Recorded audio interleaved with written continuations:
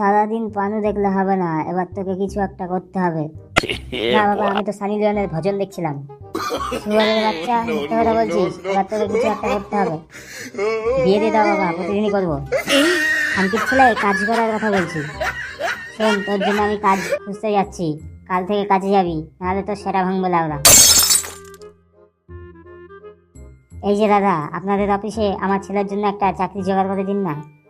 কি করে আপনার ছেলে? ও খানকির ছেলে, সারাদিন শুধু পানি দেখে। এ তো পুরো পানু খোর, একে চাকরি দেওয়া যাবে না।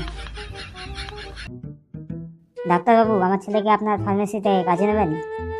আপনার ছেলে কত দূর লেখাপড়া করেছে? ও ল্যাবরা কবে পড়াশোনা গুটিয়ে দিয়েছে, এখন শুধু পান দেখে। এ তো পানুখর মাল, একে নেওয়া যাবে না।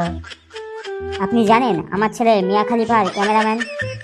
তাই নাকি বাড়া? তাহলে তো আপনার ছেলের চাকরি কনফার্ম। আমার ছেলের তো চাকরি হয়ে গেল, এই আনন্দে একটু টেপাটেপি করো।